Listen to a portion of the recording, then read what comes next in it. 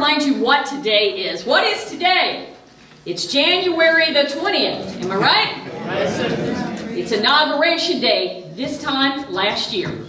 And oh, what a difference a year can make. It is no coincidence that we gather here on this day, because women can open a big old can of whoop symbolism when we need to. Last year, where were you on Inauguration Day? And importantly, where were you the day after? Think about that a second. That is the day when women rose up in an unprecedented number, alongside not a few men, and launched this country headlong into a much overdue, unflinching conversation about what it means to be a woman American in this society. And while the flags flew and words of honor were bestowed on our founding fathers, there were no mothers, no sisters, no daughters marching in the streets that day that could say that they had ever drawn a breath, fully enfranchised under their own Constitution. Indeed, since the founding of our Constitution, there is no woman American who has ever lived that could lay claim to that legacy. And I want to talk about that. Can we talk?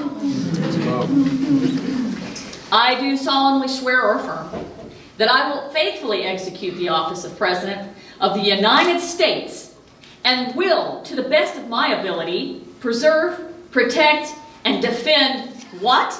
The Constitution. The Constitution of the United States of America. The Constitution, the pinnacle statement of our human rights principles and a civil rights promise to all of we the people. And although every constitution written since the end of World War II includes the provision that men and women are equal in stature, ours does not. We have not amended our Constitution to provide for that. We do not have an Equal Rights Amendment. We do not have an ERA that says, equality of rights under the law shall not be denied or abridged by the United States or by any state on account of sex. Although Congress passed the ERA in 1972, and many people tell you, legislators have told me, oh yes, we passed the ERA. No. Only 35 of the necessary 38 states ratified it. That's the second step that has to be taken. Before literally a man-made deadline on women's equality elapsed in 1982. We didn't get the 38 states. We only got 35. But somebody here must have forgotten to tell Nevada. Anybody here know what happened in Nevada in March last year? They ratified it. Yes, thank you. Nevada, whose legislature was inundated with women in their ranks, it was no coincidence, right? Ratified the ERA on March the 22nd of 2017. How about that? They ratified it over 45 years since it first passed Congress, leaving us now with only 2 more states needed to challenge that deadline on our equality. As if you could put a deadline on equality. Oh, I'm so sorry, the equality bus just left 10 minutes ago. You just missed it. It really's not another one coming right.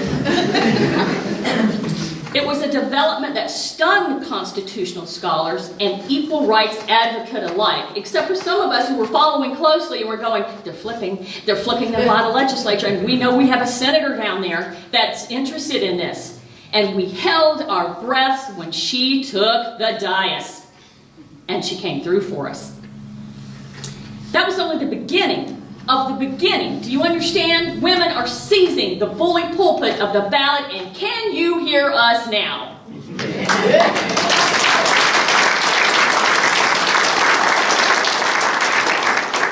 We won that ballot with the 19th Amendment right to vote in 1920. But that right is the lone specific right that women are guaranteed under the Constitution.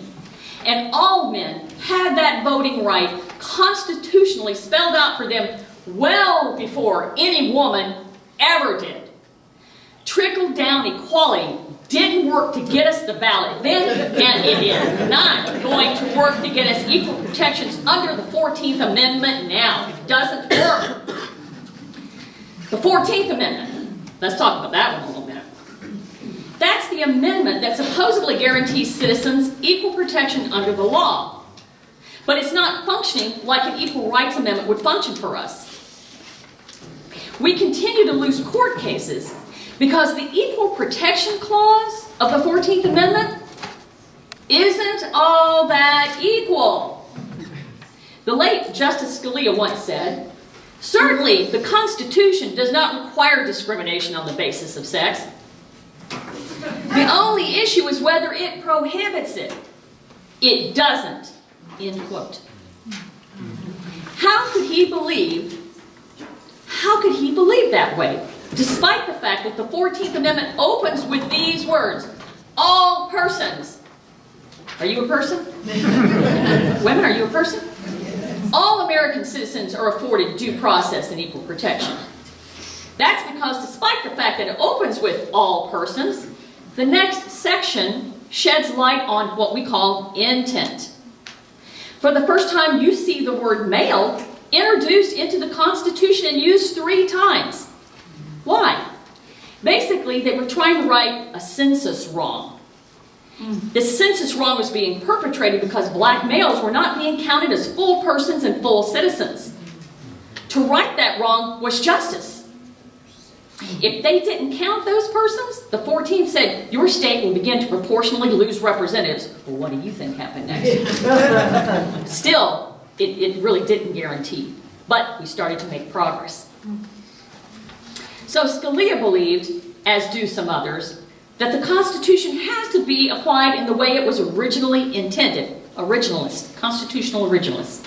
Therefore, the 14th Amendment, as originally positioned, was never meant to protect the civil rights of any woman of any color. Moreover, the Equal Protection Clause of that amendment directly excludes us in a way, and I'm going to tell you how. In that clause, there are what they call suspect classes. Okay? These are the protected classes, if you will. These are classes of people who are protected because there is a background or a history of being subject to discrimination. Those classes are things like race, religion, national origin, sounds good. Who's not on the list? Women. Sex, on account of sex, women. Does that matter for us when we step into a court of law? You bet your sweet lawsuit it matters. It means that when we walk into court, claims of discrimination on account of sex invoke what they call intermediate scrutiny, rather than strict scrutiny. That is a lower standard of scrutiny than we afford for the cases involving race, religion, and national origin. We keep losing under the radar too often under this second-class scrutiny. And there are consequences for these losses.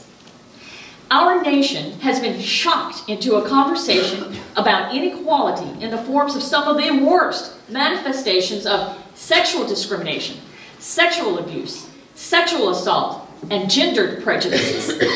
Consequences. The truth is, our state laws are not uniform. Our federal laws are not comprehensive. And all of our protective acts and all the protective titles can be revised, reduced, repealed, or even straight up gutted at the whim of the changing tides of the political agendas and the administrations, and we're seeing some of that now. Enacting bits of legislation and bits of equality has proven to be one mighty poor substitute for the bedrock guarantees that would be found in an ERA. Our public discourse, though, about our equal rights has to fuse in parity with all of the other civil rights discussions if we're ever going to address those crushing realities that we're talking about. Gross pay inequity, epidemic rape in major institutions like our military, our universities, our churches, sex trafficking, reproductive injustices, pregnancy discrimination, the degradation of our senior women, the harm to our immigrant women, and the never-ending nightmare of domestic violence in what is supposed to be the sanctuary of our homes. We must fuse in parity because women don't exist in the vacuum of one identity. Begone the days when we don't hold intersectional conversations about our civil rights, because time is up for that too. We embody every age, every class, every gender, every orientation, every ability, every national origin, every political party persuasion, and that's just scratching the surface of who women are. And what do we want? We're not asking for equal outcomes. We're asking for equal access to constitutional protections for life, liberty, and the pursuit of happiness, so that we can join the we, the people conversation as equals.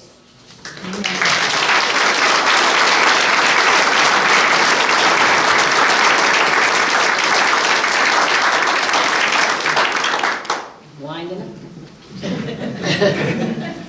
To the power holders in Craven County and across this state, I personally believe in your high calling as public servants. And I join the voices here and petition you to rise to the occasion. The responsibility for upholding and protecting our civil rights lies with those of you who are charged with the welfare of the citizens as much as it lies with we the people who elected you. And on that note, I do want to thank the Board of Aldermen and Alderwomen of New Bern, who just bore witness to our American values. New Bern is the most recent municipality in North Carolina to embrace an ERA resolution.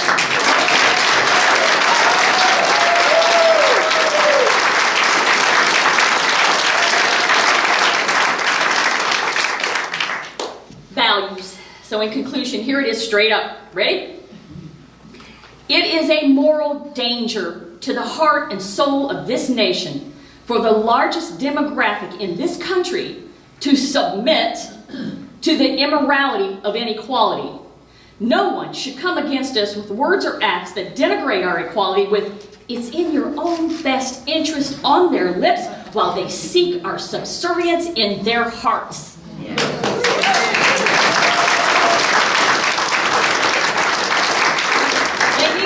Understand what they are coming against. We are equality-loving, justice-thumping builders who do not weary. We build families, we build communities, we build nations. Women have been in the forefront of every civil rights struggle that this nation has ever waged and is waging, and we will certainly not stop building the bridges to our own equality. We, the people, do not live in a time for half measures. This is not the time. We go forward and we finish this. We finish the unfinished business for this century for women and for men. We need to pass the Equal Rights Amendment. Thank you.